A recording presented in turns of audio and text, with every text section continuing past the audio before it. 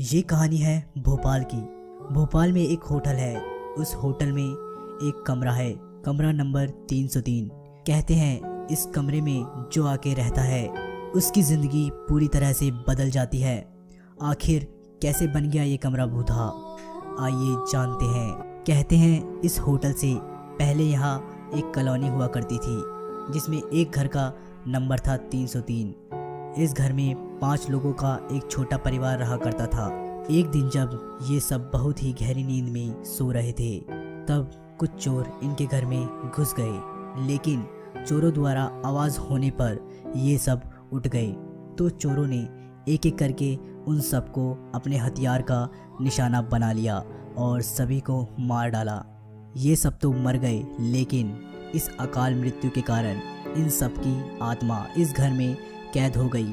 काफ़ी समय तक तो यह घर सुनसान पड़ा रहा, लेकिन 30 साल बाद इसे किसी बिल्डर ने खरीद लिया और यहाँ एक होटल बना दिया। इस होटल में एक कमरे का नंबर था 303, जो कि उस घर का नंबर था जिसमें सभी लोगों का कत्ल कर दिया गया था। लेकिन होटल के इस कमरे में अजय और उसके परिवार रहने आए। उसके साथ उसकी वाइफ आशा और उसका छोटा सा बच्चा राजा। वो लोग 10 दिनों के लिए होटल में आए थे। लगभग 2 या 3 दिन तक तो सब ठीक चला। उसके बाद उन लोगों को इस कमरे की सच्चाई पता चली। रात के 1 बजे होंगे। आशा को बहुत ही प्यास लगी थी तो वो पानी के लिए किचन में गई। आशा जब किचन से वापस लौटी तो उसने देखा कि उसका बेटा राजा बेड पर नहीं था, बल्कि बालकनी की दीवार के ऊपर खड़ा था, और वो भी बिना किसी सहारे के। आशा एकदम से चिल्लाई, राजा! तभी अचानक से अजय की आंखें खुल गई। वो भागकर आया और देखता है उसका बेटा राजा बालकनी की दीवार पर खड़ा है और नीचे कूदने के लिए तैयार है। दोनों बहुत ही ज़्यादा घबरा गए।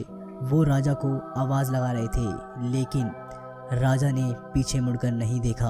अजय राजा की ओर धीरे धीरे बढ़ा और उसे एकदम से पकड़ लिया और अपनी ओर खींच लिया। वो उसे डांट रहे थे, लेकिन राजा उनकी बात बिल्कुल नहीं सुन रहा था, क्योंकि राजा नहीं बल्कि किसी प्रेत की आत्मा थी जो उससे वो काम करवा रही थी। अगले दिन फिर वही हुआ और राजा को फिर से कूदने से बचा लिया गया। अब आशा को लगा कुछ बात तो है।